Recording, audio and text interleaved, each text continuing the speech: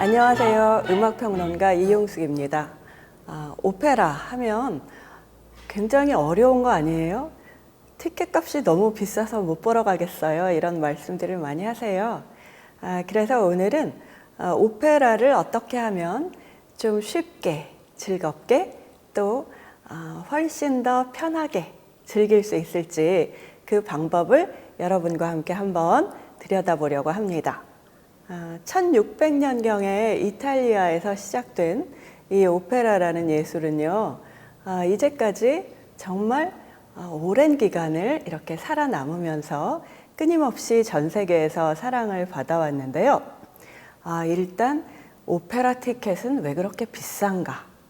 여기에는 정말 좀 수긍을 할 만한 그런 이유들이 있습니다.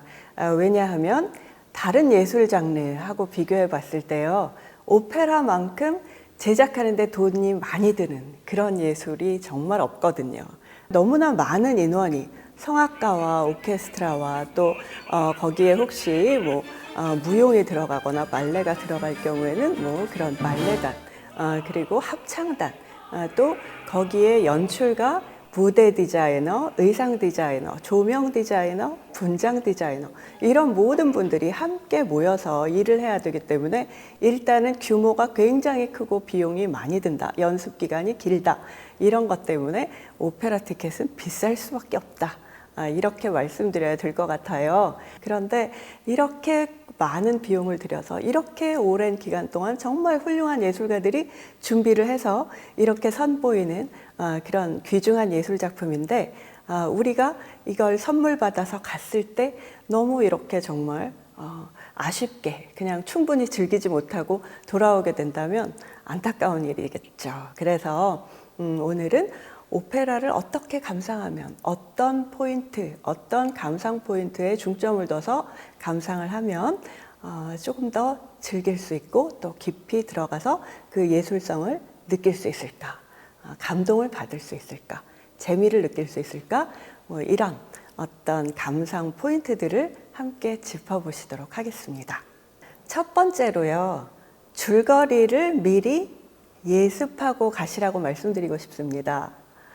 보통 우리가 영화나 시리즈물을 볼 때는 그 전개 과정이나 결말을 알면 재미가 없잖아요. 스포일러 주지 마, 이런 식으로 얘기를 많이 하잖아요. 그런데 오페라는 좀 다릅니다. 오페라의 경우에는 우리가 그 오페라를 감상하는 시간 동안 극장 안에서 주목해야 될 것이 너무 많아요. 성악가들이 무대 위에서 노래를 부르죠. 오케스트라가 그 무대 아래에 있는 오케스트라 피트에서 음악을 연주하죠. 서양 오페라 같은 경우 이탈리아어나 독일어, 프랑스어 이런 언어로 된 그런 오페라가 공연이 되면 또 자막도 봐야 되죠. 그리고 또 무대는 어떻게 만들어졌는지 무대 세트도 보고 또 의상도 보고 너무나 봐야 될 것이 많아요. 그래서 정말 그 음악에 집중을 하기가 어렵습니다. 그런 이유로 해서 미리 그래도 줄거리 정도라도 이해하고 가면 이게 무슨 이야기였지? 이게 어떤 식으로 전개되는 이야기였지? 하고 생각하고 계시면 좀 더 그 줄거리 이외의 요소에 음악적인 요소에 혹은 무대의 요소에 집중해서 감상하실 수가 있다는 거죠. 그리고 두 번째로는 그 등장인물들의 성격이나 어떤 인물의 이름 정도, 그리고 시대적인 배경, 이 정도는 좀 알고 가시면 좋을 것 같습니다. 보통 오페라는 비극 오페라가 훨씬 많은데요. 일반적으로 오페라 극장을 찾는 관객들이 희극보다는 비극을 좋아하는 경우가 많아서 그렇다고 해요. 그런데 비극을 보면 이제 우리가 감정이입을 하면서 막 빠져들 수가 있잖아요. 희극은 우리에게 교훈을 주는 것이고요. 그래서 비극 오페라를 대체로 선호하는 경향이 있는데요. 비극 오페라의 경우에는 대개는 상당히 그 구성이 단조롭습니다. 대개 남녀 주인공, 사랑에 빠진 테너와 소프라노 주인공이 나오고 그 두 주인공이 어떻게 해서든지 정말 역경을 딛고 사랑을 이루려고 하는데 그 둘의 사랑을 가로막는 인물이 대개 등장하죠. 바리톤이나 메조소프라노가 대개는 이런 역할을 하게 됩니다. 그래서 등장인물들의 성격, 왜 어떤 성격을 가졌길래 이 주인공은 결국은 비극적인 결말에 이르게 됐을까? 왜 이런 문제가 생겼을 때 좀 더 상의해서 발전적인 방향으로 해결하지 않았을까? 이제 우리는 이런 아쉬움, 안타까움을 느낄 수가 있겠죠. 그런데 비극이 되기 위해서는 등장인물들이 아주 고지식하고 열정적인 사람들이어야 됩니다. 그러니까 어떤 머리를 써서 해결책을 만들어낼 생각을 하지 않기 때문에 결국은 주어진 운명대로 따라갈 수밖에 없는 그런 상황이 벌어지게 되는 것이죠. 그리고 세 번째로는 무대 위에서 노래하는 성악가들이 창조하는 인물, 그 인물을 들여다보면서 어떤 식으로 저 성악가가 인물을 만들어내는지 그 창조하는 방식을 알아보시면 훨씬 더 재미있게 감상하실 수가 있습니다. 예를 들어서 이제 어떤 소프라노가 굉장히 비극적인 상황을 노래를 해요. 남자에게 버림을 받았어요. 자기가 굉장히 사랑하던 남자에게. 그랬을 때 그런 감정, 아주 격렬하고 고통스럽고 그런 감정을 표현하기 위해서 이 소프라노는 어떤 생각을 할까요? 무대 위에서. 정말 이 성악가들은 무대 위에서 연기를 하면서 동시에 굉장히 많은 생각을 해야 됩니다. 노래를 하면서 동시에 정말 영화배우나 연극배우처럼 그렇게 자연스러운 연기를 한다는 게 굉장히 어려운데요.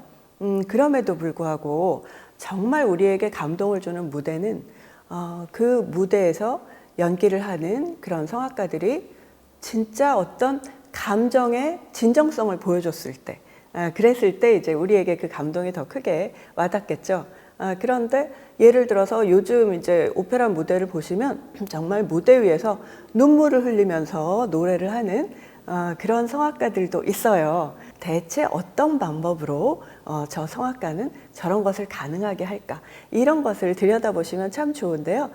그런 것들을 다루고 있는 다큐멘터리들도 요즘 많이 나와 있습니다. 그래서 성악가가 어떤 역을 했을 때 예를 들어서 아스믹 그리고리안이라는 소프라노가 잘츠부르크 페스티벌에서 살로메 역을 했을 때 그 살로메 역을 하는 동안 자신이 그 무대 위에서 생각하고 행동했던 그런 과정들을, 일련의 과정들을 다시 재현해서 보여주는 이런 영상들도 찾아보실 수가 있어요. 이 장면을 훌륭하게 구현하기 위해서 끌어오고 그러면서 동시에 자신의 몸은 어떤 식으로 세우고 그리고 성대는 어떻게 열고 닫고 이런 것까지 동시에 생각을 하는 그런 과정들을 들여다보시면 훨씬 더 흥미롭게 즐기실 수 있으실 것 같습니다. 그리고 네 번째로는 연출에 관심을 가지고 보셨으면 하는 거예요. 일단 오페라는 성악이지, 음악이지 라고 생각을 하시는데요. 17세기에 오페라가 처음 시작됐을 때부터 오페라라는 장르는 사실은 연극 장르로 만들어졌습니다. 왜냐하면 그 오페라를 만든 사람들이 이제 르네상스 말기에 우리가 중세 1000년 동안 그 연극이라는 예술이 너무 이제 좀 퇴보했기 때문에 아무래도 이제 신중심의 그런 문화가 발전하다 보니까 우리가 그 연극을 무엇을 모델로 삼아서 다시 우리 시대에 되살려 볼 것인가 생각을 해보니까 고대 그리스 비극을 떠올리게 된 거예요. 그래서 그 당시에는 정말 그 고대 그리스 비극이라는 것이 뭐 그냥 말로만 하는 연극이 아니고 거기에 코러스와 또 무용수들과 또 악기들까지도 합해져서 굉장히 아주 종합예술로 그렇게 발전을 했던 것으로 그렇게 알려져 왔죠. 그래서 사실 뭐 정확하게 그 당시 어떻게 공연이 되었는지는 우리가 그 자료를 다 볼 수 없지만 그럼에도 불구하고 이제 종합예술이라고 알려져 있었습니다. 그래서 그런 종합예술을 우리 시대에 다시 부흥시켜보자라는 식으로 만든 것이 오페라였기 때문에요. 처음에 초창기 오페라는 사실 음악이 그렇게 큰 비중을 차지하지 않았어요. 연극이 훨씬 더 중요했다는 것이죠. 그렇기 때문에 오늘날 오페라를 보실 때도 그 오페라 초기의 정신을 생각하고 그 오페라가 어떻게 만들어진 예술인가를 생각해서 연극적인 측면에 관심을 가지고 보시면 훨씬 더 재밌게 즐기실 수 있다는 것입니다. 그리고 이제 5번째로는 자, 오페라는 그렇게 막 심각하고 진지한 예술은 아닙니다. 그렇기 때문에 공연이 마음에 드시면 얼마든지 박수치고 환호하면서 즐기셔도 됩니다 하는 것을 말씀드리고 싶은데요. 사실 오페라가 모범으로 삼았던 그 고대 그리스 비극을 보시면은요, 사실 고대 그리스 비극은 그 당시에는 이제 그리스의 신들, 굉장히 많은 신들이 있잖아요. 다신교의 신들에게 제사를 지내는 그런 행사의 일환으로 이제 이런 비극을 공연했던 것인데요. 그 당시에는 디오니소스 제전이라고 해서 정말 평소에 굉장히 아주 규율에 얽매인 그런 생활을 하던 그런 사람들이 모든 것을 확 자유롭게 풀어버리고 펼치면서 정말 그 스트레스를 날리고 어떤 오락성을 추구하는 그런 식의 디오니소스 제전이라는 것이 있었죠. 그 당시에 그 그리스 도시국가 폴리스라고 하죠. 그 도시국가의 자유민들은 뭐 힘든 일들은 다 노예가 했어요. 그래서 자유민들은 훨씬 더 자유롭게 문화를 즐기고 예술을 구가할 수가 있었던 거죠. 그렇지만 자유민들은 행복하게만 살았느냐? 그 당시에 폴리스들 간에 도시국가들 간에 전쟁이 끊임없이 있었기 때문에 전쟁이 일어나면 자유민들은 병역의 의무를 지고 전쟁터에 나가야 했었어요. 그러니까 언제 죽을지 모르는 상황, 정말 전쟁터에 나가서 죽을 수도 있잖아요. 그래서 그런 병역의 의무, 군역의 의무에서 오는 스트레스가 자유민에게는 또 굉장히 큰 것이었다고 합니다. 그리고 그렇게 해서 사랑하는 사람을 잃어버리는데 수반되는 고통들, 뭐 이런 것들을 국가적인 차원에서 위로하기 위해서 이제 이런 비극을 공연하고 디오니소스 제전을 열고 뭐 이랬던 것이죠. 그래서 이런 전통으로부터 이제 오페라가 결국은 나중에 발전하게 됐기 때문에 오페라의 초창기의 역사를 보면 오페라는 예술성보다는 오락성이 훨씬 더 중요했습니다. 그러니까 엔터테인먼트로 사람들의 고통이나 어떤 스트레스를 달래주고 날려주는 이런 역할을 하는 것이 훨씬 중요했어요. 그래서 오히려 오늘날에 정말 우리가 이렇게 열심히 빠져들어서 보게 되는 그런 시리즈물 뭐 이런 것들하고 오히려 오페라가 좀 비슷했다 이렇게 생각하시면 되겠습니다. 그래서 뭐 이탈리아에서는 보통 공연을 하게 되면 아주 자유롭게 정말 아리아가 끝나자마자 막 열심히 관객들이 여성 가수가 불렀을 때는 브라바, 남성 가수가 불렀을 때는 브라보, 그리고 중창이나 뭐 여럿이 불렀을 때는 브라비 하고 외치면서 아주 마음껏 정말 그 자기의 스트레스까지 동시에 풀면서 박수를 치는 그런 모습들을 종종 보실 수가 있습니다. 네, 6번째로 말씀드리고 싶은 거는요, 오페라를 감상하실 때 노래 선율만 따라가면서 보시지 마시고 오케스트라가 연주하는 음악을 잘 귀 기울여서 들어보시라고 말씀드리고 싶습니다. 왜냐하면 보통 우리가 흔히 오페라 극장에서 보게 되는 뭐 베르디의 오페라 그런 경우에는 이제 반주가 오케스트라 반주가 선율 무대 위에서 노래하는 성악가들의 선율을 받쳐주는 경우가 대부분이에요. 물론 이제 베르디도 후기 오페라로 오면 좀 더 오케스트라의 비중이 중요해지지만요. 그래서 아주 쿵짝짝 하고 흥겹게 오케스트라가 반주를 해주는 동안 이제 왈츠 선율의 아리아를 부르는 뭐 이런 것들을 종종 보시게 됩니다. 예를 들어서 뭐 여자의 마음 뭐 이런 아리아를 부른다고 생각하시면 우리는 항상 거의 본능적으로 그 오케스트라 반주와 성악가의 노래가 있으면 성악가의 노래를 따라가면서 듣게 되어 있어요. 우리의 귀 자체가 그런 식으로 세팅이 되어 있습니다.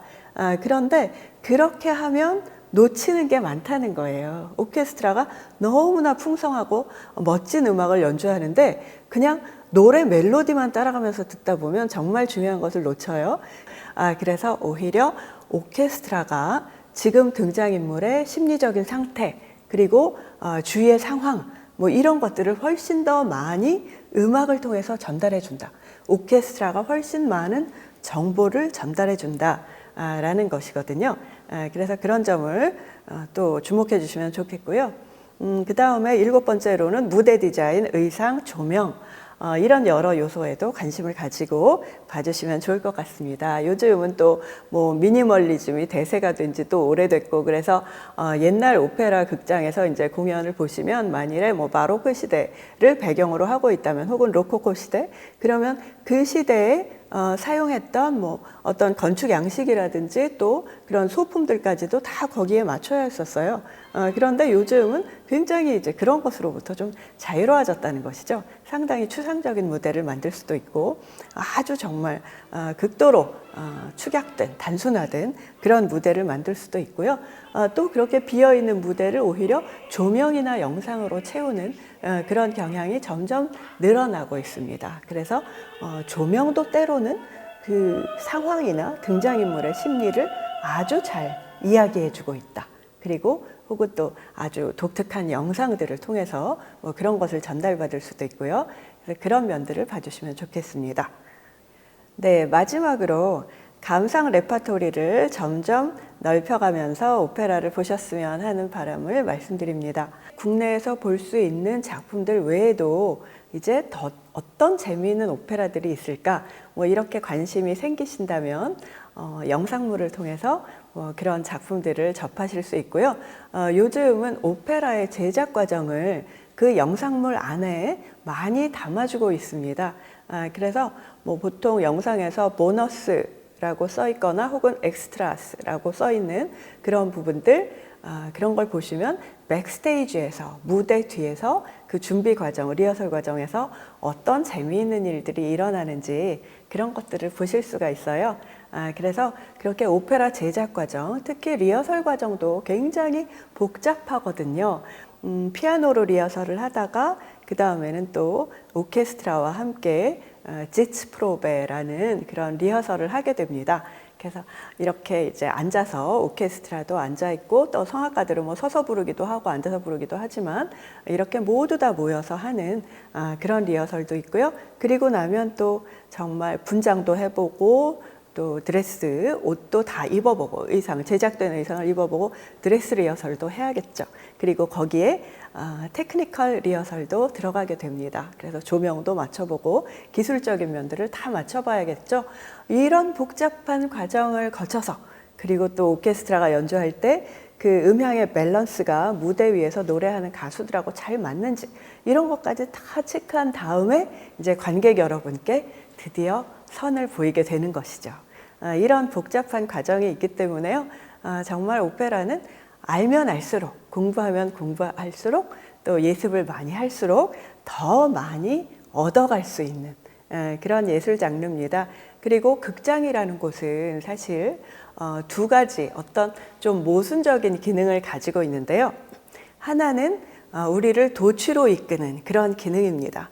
밖에서 정말 일주일 내내 일하면서 너무 힘들고 지쳐 있는데, 그럴 때 우리에게 정말 그 우리의 일상과는 완전히 다른 어떤 환상의 세계, 일루전을 경험하게 해주는, 그래서 우리의 스트레스를 날려주는 그런 소중한 공간이기도 하고요. 또 다른 한편으로는 우리가 현실에서 외면했던 것들을 그 오페라 무대 위에서 정말 적나라한 현실로 보여줌으로써 우리에게 어떤 각성의 계기를 마련하고 또 우리에게 교훈을 주는 이런 아주 지극히 현실적인 공간으로도 기능을 하는 것이 바로 극장입니다. 그래서 오페라 극장에서 이 모든 것들을 다 얻어가셨으면 하는 바람으로 오늘의 이 이야기를 마치도록 하겠습니다. 들어주셔서 감사합니다.